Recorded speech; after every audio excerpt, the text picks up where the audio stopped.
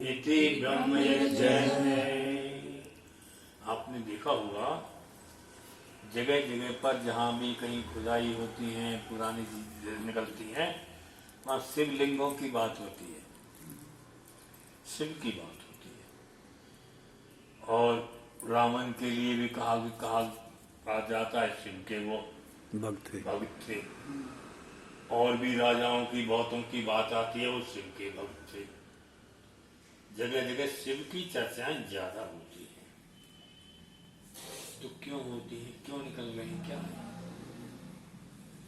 हमारी जो वैदिक संस्कृति है, वैदिक संस्कृति में दूसरों को खुश करने की, प्रसन्न रहने की, कल्याण करने की बात ज्यादा होती है कि हमसे कोई ऐसा काम ना हो जिससे किसी को दुख हो, कष्ट मिले।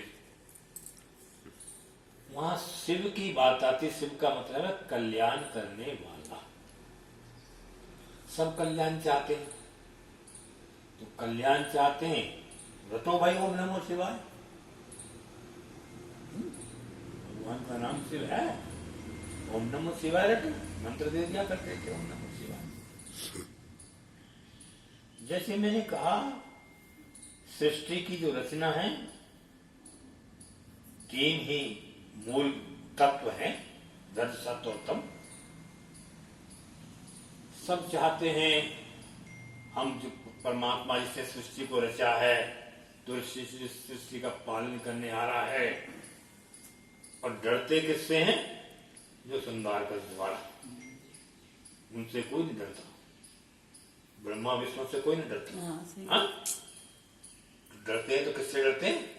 शिव से, शिव के त्रिशूल से। उससे डरते, उससे क्या होता, बाकी से तो कोई डरता नहीं।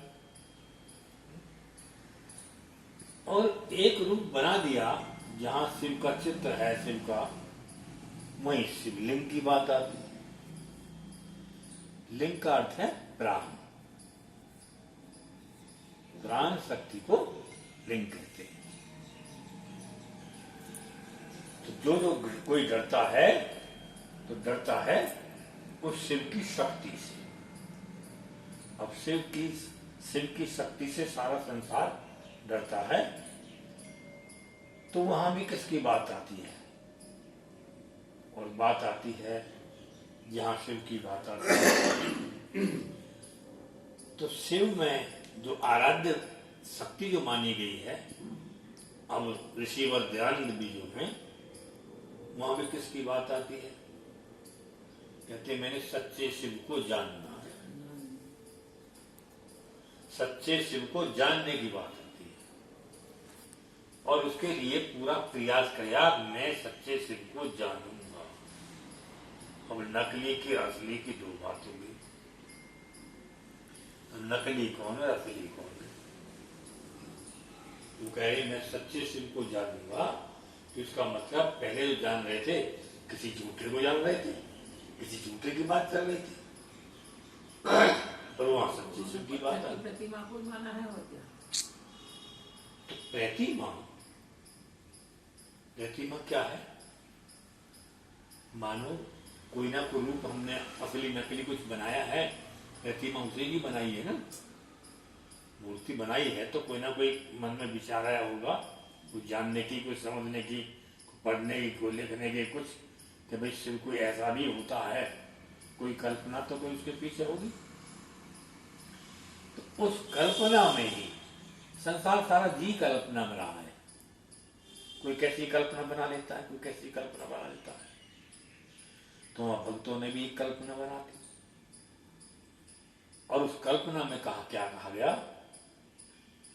कल्पना के अंदर मानो जो शिव है, जिस शिव की हम आराधना करना चाहते हैं, उस शिव की हमने कल्पना की कि वो शिव जो है उसका वाहन बैल है, वृष उसका वाहन है, त्रिशूल उसकी शक्ति है।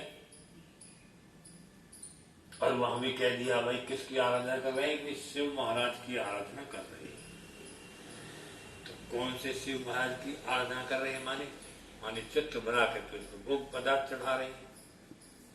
और भोग पदार्थ किस लिए चढ़ा रहे हैं कि मानो वो हमारे लिए सुख कारक कल्याण कारक, उससे हमारे लिए वो ये कल्पना। और वो भी कब कर रहे हैं? शिव की रात्रि। तो क्या रात्रि होती है शिव की? रात्रि और दिवस किसके किससे निकलते हैं? सूर्य उदय हो गया तो कहते दिन हो गया, सूर्यास्त हो गया तो कहते रात्रि हो गई। तो क्या कभी सूर्यास्त होता है? नहीं।